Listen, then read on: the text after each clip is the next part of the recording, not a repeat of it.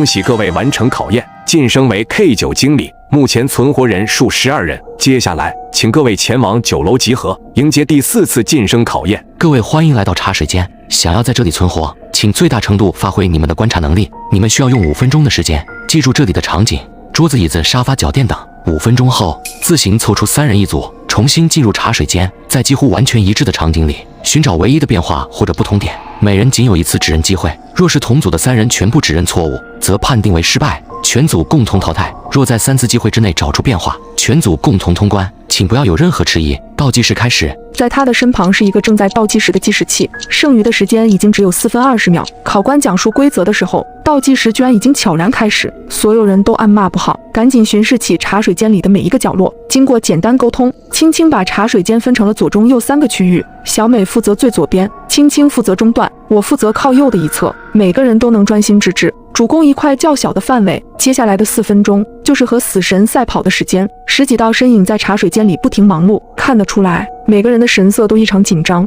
大家似乎都有自己的方法去记忆身边的画面。好在我们已经提前做好了分区，我可以心无旁骛地对着同一块区域一遍又一遍重复观察，直到4分钟彻底结束。在叮铃的响声里，考官比出了一个请的姿势，我们只能悻悻走出房门。走出茶水间后，考官命令我们自行分组，12人都选择了找曾经同组的伙伴。所有人待定后，考官把第1组人重新领进了茶水间，我们9人则在屋外静静等待。足足等了5分多钟，茶水间的门才终于再次打开，可出来的却只有考官一个人。下一组，所有人都变紧张了。紧接着第2组也被考官带进了屋内，同样的5分钟，同样的等待，走出来的依然只有孤零零一个人。这里面是吃人的魔窟吗？出人意料的是，第3组竟没有重蹈前2组的覆辙，他们仅仅用了3分半的时间，就从茶水间里活着出来了。即使他们的脸上写满了惊讶和后怕，也无疑给了我们不小的信心。这一关虽难，但绝不是无解的死结。随后考官示意轮到我们，怀着忐忑不安的心情，我们一同走进了茶水间。一眼望去，熟悉的布局，熟悉的摆设，熟悉的器具。接下来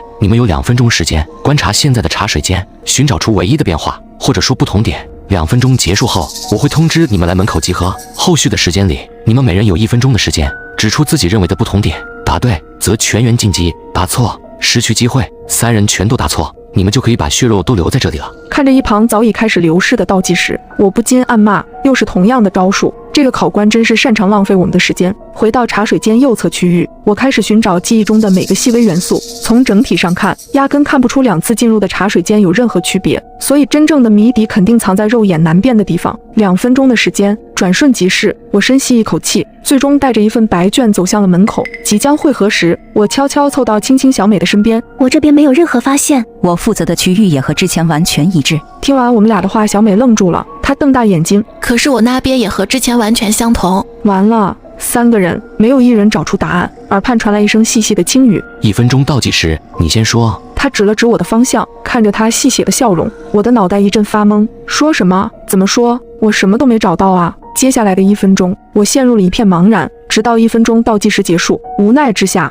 我只能随便指着一杯水，水杯里的气泡和上次的不一样。考官闻言哈哈大笑，错了，重新开始倒计时。他指了指青青，轮到你了。漫长的等待了1分钟，他最终和我一样，随便指了个地方。考官的嘲笑声再次响起，哈哈哈！下一个。小美成了我们最后的希望，小美则眯起眼，眼神不停上调，似乎在做最后的挣扎。而我和青青心脏更是几乎都蹦到了嗓子眼。眼看倒计时即将归零，小美微微一笑，我想我已经发现了2次茶水间真正的变化所在。我和青青难以置信地看着小美，不得不说，这一关的谜底藏得非常好，因为真正的答案其实在考官你的身上，你脚上鞋的颜色变了。听到这个答案，考官本来还得意洋洋的笑容突然停止了。其实茶水间里的布置完全是迷惑我们的障眼法，而考官在讲规则时也一直在误导我们，让我们记住这里的场景，桌子、椅子、沙发、脚垫等。其实他自己也是这里的一部分，并且是最容易忽略的那个。听到小美的解释，我和青青恍然大悟，还好多亏了小美，